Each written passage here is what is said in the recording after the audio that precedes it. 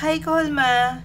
For today's tutorial, boy cake topper with balloon yung isi-share ko naman today. So for our tools, kailangan pa rin natin ng shapers, dating tools, hook, 0301 and 304, fine brushes, scissors, rolling pin, shading brush, craft knife, mixing plate at floral wire, gauge 16 and 20.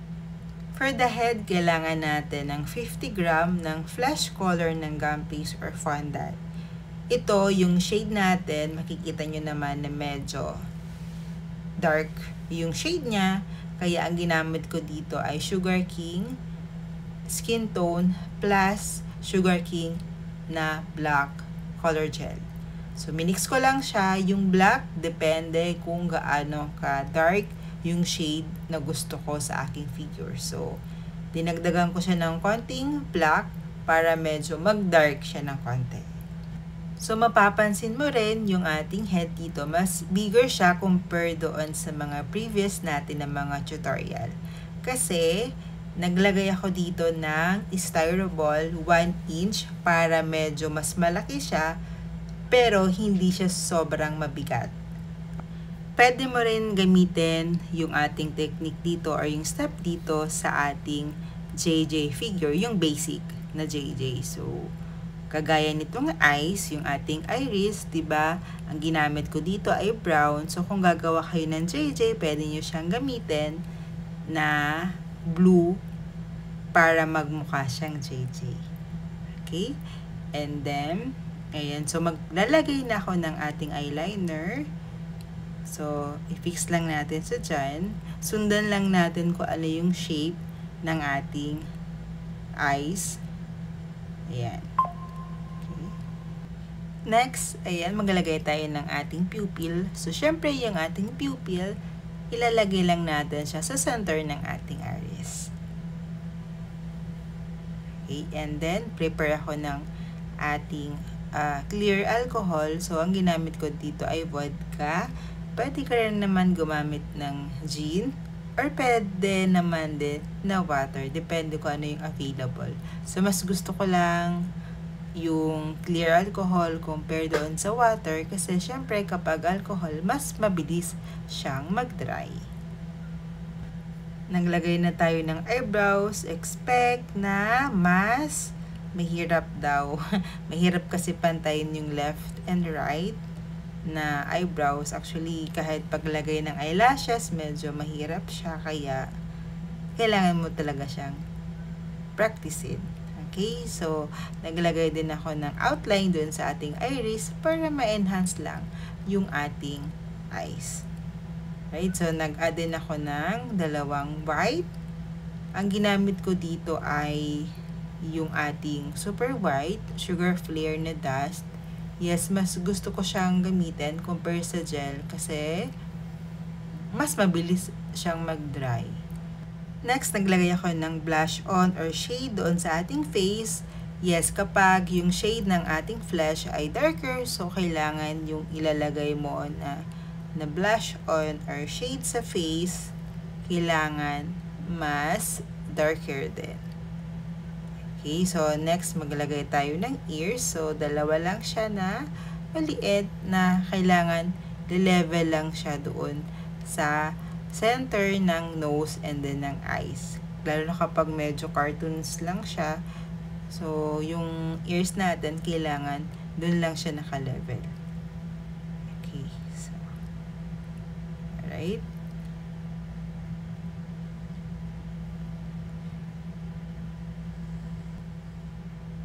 Next, mag-create tayo ng ating armature. So, ito, ang ginamit ko dito ay floral wire gauge 16.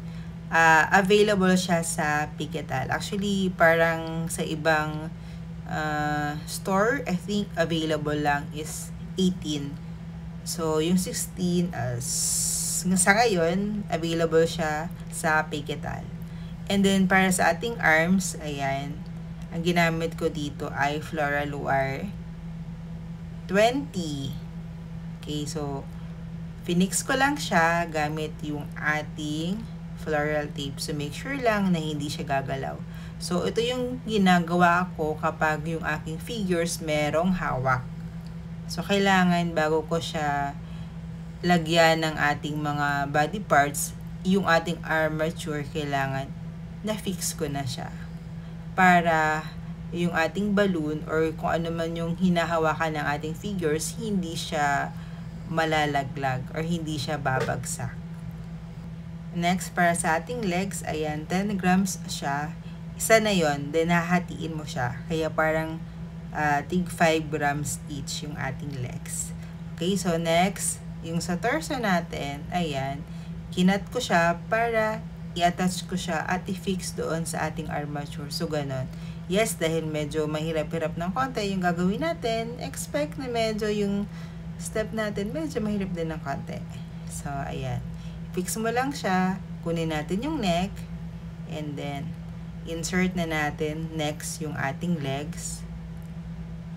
Alright. Ayan. So, i-fix mo lang siya doon na kailangan magdikit yung ating torso at yung ating legs. So, next, ayan, para sa ating cargo shorts. Yan, kuha lang ako ng ganyang shape. Okay. And then, i-fix natin siya doon sa ating legs at sa may torso niya para magmukha siyang shorts. And then, gamit ako ng scissors para ma-ikat ko yung mga sobra. So, ganyan siya. Then, next, doon sa kabilang side, syempre, same lang din naman kung ano yung step na ginawa ko. Alright, so ganyan. Syempre, bago ka maglagay or bago mo i-attach yung ating short, so check naman muna na kailangan pantay sila para kapag kinat mo, maayos din. Okay, so add tayo ng mga creases. Ayan siya. Alright, so next, roll naman tayo ng ating gum paste ulit at cut tayo ng neckline and then ganyan siya. Okay, so medyo may sasabit na wire kaya ikakat ko lang yung ganito siya para kapag kinat ko, yan, walang tatama. Okay? And then next, ganito rin siya. Then cut again yung ating sobra. And then cut. And then sa may shoulder. And then sa likod. So, syempre, kapag nag-cut ka ng medyo may hindi na gawang maayos, so, ihabol mo na lang or i-fix mo na lang para maganda. So, ayan siya. And then, add ulit ako ng mga creases. So, for additional details, naglagay ako ng kanyang pocket. So, yeah, ganyan yung shape. Depende, pwede naman rectangle or square. And then, add ako ng additional pa ulit na details sa ating pocket. So, ayan siya. Isa lang palang tatandaan nyo kapag naglalagay kayo ng damit, huwag sobrang makapal yung ating parang tela, yung ating gum paste or fondant. Kasi kapag sobrang makapal, yung figure natin, medyo nag-a-add siya ng thickness. So, medyo tumataba siyang tingnan. So, kailangan ma-maintain natin kung ano yung size ng ating ginawang katawan, yun din. So, kailangan pag nag-roll out ka ng ating gum paste or ng ating fondant, medyo yung nipis niya, enough lang para sa kailangan natin. Ayan, nalagay na nga natin yung ating hair. So, sorry naman sa ating black. Nakikita mo na medyo dry na siya, pero go pa rin. And then, add tayo ng mga konting hair strand para mas magawa natin ng maayos. So, sa hair strand naman, bahala na kayo kung gaano kadami. Bastang feelingin mo is yung pogi na siya. Doon ka na mag-stop. Pero, hanggang feeling mo meron siyang kulang or hindi pa siya pogi or hindi pa siya cute. So, i-add ka lang ng add ng mga hair strand ng maliliit. Huwag naman yung sobrang madami. And make sure lang na dapat yung mga hair strand niya, ayan, lagyan mo rin ng konting art. Kagaya may tikwas ng konti para medyo cute, hindi siya boring. Ayan.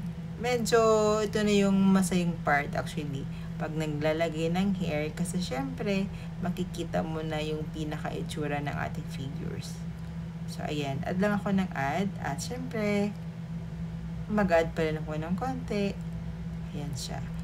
So sa likod, hindi ko pala siya nalagyan ng mga texture ng hair pero kailangan kapag sa inyo mag-add kayo ng mga konti kasi sabi ko nga dry na siya kaya hindi ko na siya nilagyan ng mga marks pero kailangan kapag kayo lalo na kapag lalagay na sa cake so make sure na meron siyang mga texture ng hair. Ayun.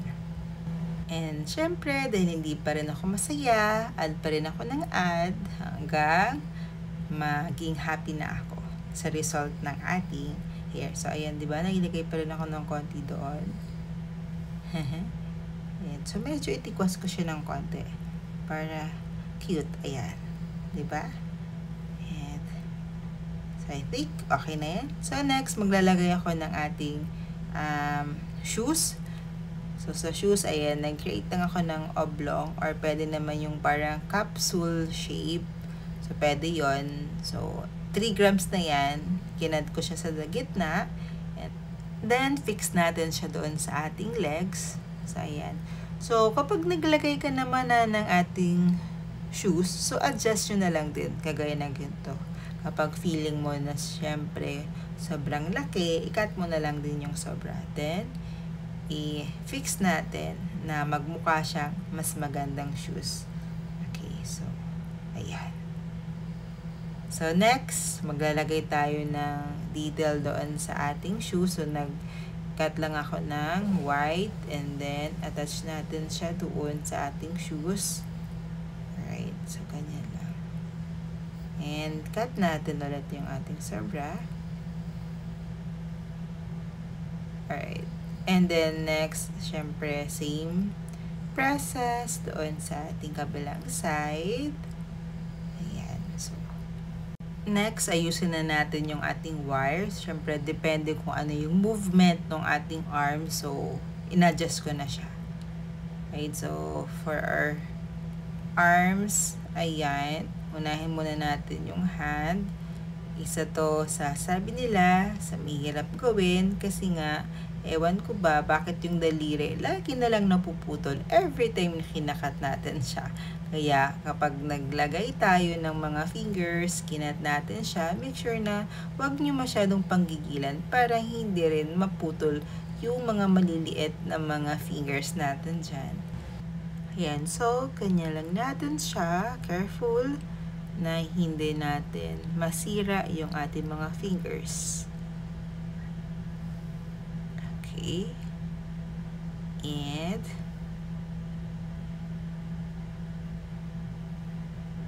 ayun. So, attach natin yung ating arms doon sa ating wire. So, medyo mahirap doon ng konti kasi kailangan kapag inattach mo siya, hindi masisira or hindi lalagpas yung ating wire doon sa kamay. Ayan. Right, so, lagay natin ng sleeve. At alisin lang natin yung mga sobra niya gamit yung ating craft knife. And then, fix natin siya na maging maayos. Alright. Ayan siya.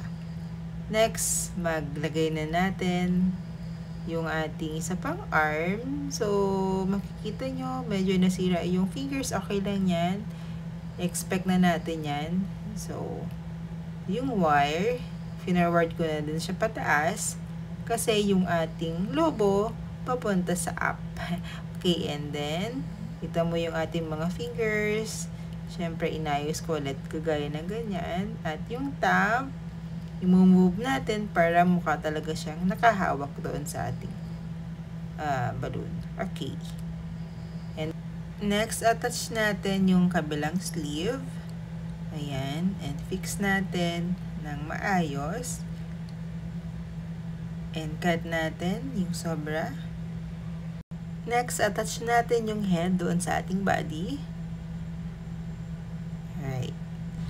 And add tayo ng shade doon sa ating damit. Gamit lang tayo ng kulay na mas darker doon sa kanilang damit para mas ma-enhance lang siya. Okay, so mapapansin nyo din, ayan, bago natin ilalagay yung balloon, make sure na yung katawan niya fully dry na. Lalong-lalo na yung sa may part ng ating arms kasi syempre siya yung mag-hold ng ating balloon. So, kailangan dry na siya. And ito siya. So, sa balloon, pwede rin kayong gumamit ng styrofoam just in case na feeling nyo babagsak siya. Ayan. Then, fix mo lang siya. And I hope may na-learn ulit kayo ngayong tutorial. Please share din para magka-idea din yung iba. And ayun lang. Thank you for watching. God bless and bye!